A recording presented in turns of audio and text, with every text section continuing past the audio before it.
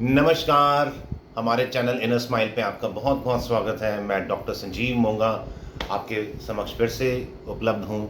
आज हम बात करेंगे तांत्रिक विद्याएं, तांत्रिक क्रियाएं, तांत्रिक अनुष्ठान हमें करने चाहिए अथवा नहीं, और अगर करने चाहिए तो हमें क्या उसमें सावधानियां रखनी चाहिए, और अगर किसी ने हमारे ऊपर कर दिया है तो हम कैसे बचें। मतलब देखिए, जो भी अगर हमारे ऊपर करेगा, ईश्वर के नाते करेगा तो उसमें कोई नुकसान है ही नहीं, परंतु अगर किसी प्रकार से कोई व्यक्ति हमारे ऊपर गलत इंटेंशन से करता है तो हमारे को उसका तोड़ भी आना चाहिए। तो आज हम इसी बारे में सारी बात करेंगे। मैं आपको एक छोटी सी घटना के अनुसार बताऊंगा। ये बात है जब महाभारत में इंद्रप्रस्थ के राजा बन चुके थे युधिष्ठिर, अभी राजसूय यज्ञ नहीं हुआ था, ये तब की बात है। तो जो भीम थे, पांडवों के जो दूसरे भाई थे भीम, उनके हाथ में जो डिपार्टमेंट था वो सिक्योरिटी डिपार्टमेंट थी और सारी सेना थी, लड़ाई झगड़ा किस तरह से मैनेज करना है। तो वो जितनी भी इंटेलिजेंस था वहाँ उनके राज्य का, वो भी वही देखते थे। तो एक दिन रात के टाइम वो इधर से उधर अपना सिक्योरिटी देख रहे थे, तो उनके पास कोई उन्हीं का एक इंटेलिजेंस का आदमी आया, एक जासूस आया। उसने कहा, महाराज मैं आपको एक बात बताना चाहता हूँ। और उन्होंने किसी एक व्यक्ति के सामने इशारा किया, उस सैनिक ने भीम को दिखाते हुए, कि वह जो व्यक्ति है वो मैं कई दिनों से देख रहा हूँ, ये हमारी सेना का आदमी नहीं है, ये बाहर का आदमी है। ये कभी भिखारी का रूप ले लेता है, कभी ये सब्जी बेचने वाला बन जाता है, कभी कुछ बन जाता है, और मैं इसको देख रहा हूँ, ये हमेशा जो महारानी है द्रौपदी, उनके महल के चारों ओर घूमता रहता है। तो उन्होंने, भीम ने कहा, ठीक है मैं देखता हूँ। भीम उसके पास धीरे धीरे घूमते फिरते पहुँचे और जाते ही गर्दन पकड़ ली कि बोल कौन है तू। तो वो पहले तो घबराया, पर फिर वो जासूस जो होते हैं वो ट्रेंड होते हैं, वो अपने आप की जो पहचान छुपाने में बहुत ज़्यादा ट्रेंड था, एक पक्का जासूस था। पर भीम भी भीम था।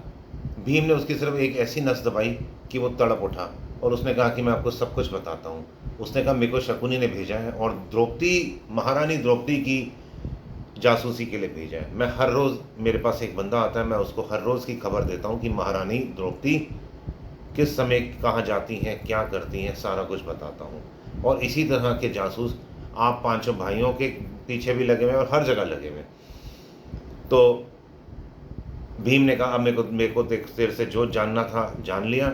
उसने उसकी फिर से जैसी वही नस दबाई, तो उस सैनिक ने, उस जासूस ने कहा कि महाराज मेरी बात सुनिए, आप मेरे को मार देंगे मैं जानता हूँ, परंतु अगर मैं आपको एक ऐसी बात बता दूँ तो मेरे को, यदि आप अभय दान दें, मेरा जीवन दान दें, मेरे से आप वादा करें, तो मैं आपको एक ऐसी बात बताऊंगा, एक ऐसा षड्यंत्र जो आपके खिलाफ चल रहा है, मैं आपको बता सकता हूँ, जिससे आपको बहुत बहुत लाभ होगा। आपके हो सकता है जीवन भी कठिनाई में आ जाए अगर वह अनुष्ठान, वो षड्यंत्र पूरा हो गया तो इसने कहा, भीम ने, ठीक है बता क्या। तो उसने कहा कि ना, एक अनुष्ठान चल रहा है आपको मारने का, तांत्रिक अनुष्ठान। उसने, भीम ने पूछा कब, कहाँ। तो उसने कहा, वो चल रहा है कई दिनों से, मैं वो स्थान जानता हूँ। वो शकुनी और दुशासन करवा रहे हैं किसी एक बहुत ही घोर तांत्रिक से, और वो रात के टाइम अनुष्ठान हो रहा होता है, और रात के टाइम वह शकुनी दुशासन भी वहीं पे होते हैं जंगल में, और वो तांत्रिक हर रोज़ कुछ आहुतियाँ देता है उनके सामने। और आज वो फाइनल डे है, तो आपको वहाँ मेरे साथ चलिए, मैं आपको दिखा देता हूँ, पर मेरी शर्त एक ही होगी, आप मेरे को जीवन दान दें, क्योंकि अगर आप मेरे को जीवन दान देंगे तभी मैं आपको बताऊँगा। तो उसने कहा, भीम ने, ठीक है मेरे को लेके चलो, मैं जीवन दान देता हूँ, मैं वादा करता हूँ आपसे, मैं वचन देता हूँ। पहुँच गए उस जगह पर, रात का टाइम था।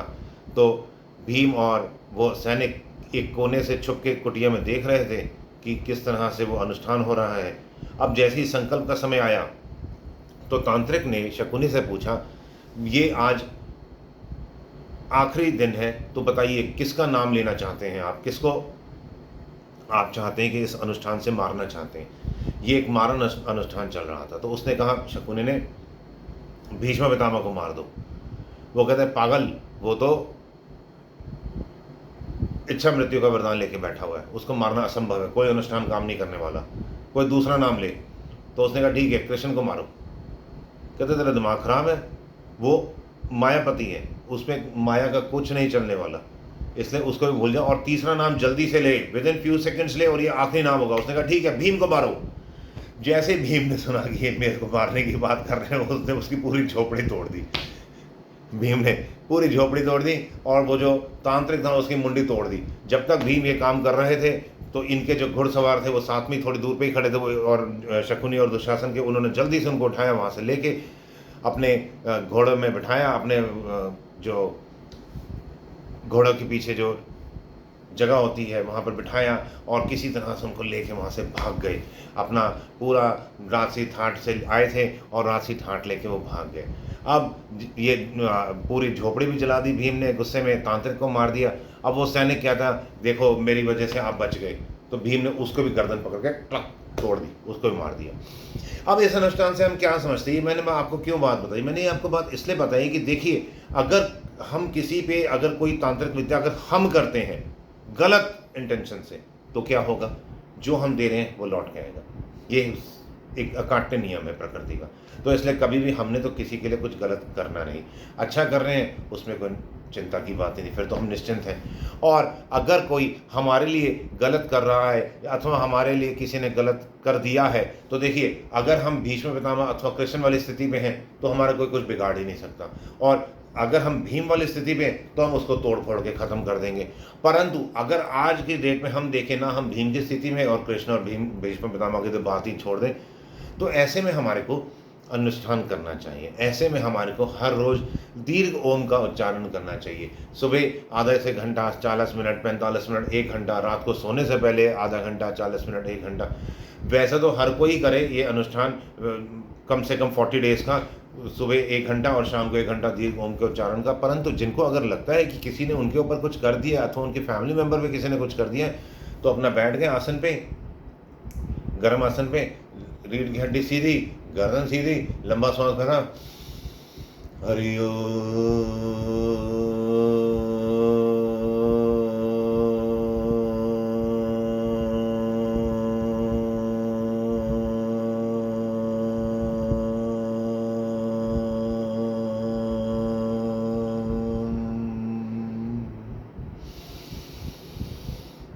अब जितनी देर हरिओम किया उतनी देर शांति, और कोशिश करो बहुत लंबा लंबा, बहुत लंबा लंबा, बहुत गहरा सांस भरो। हरि ओम।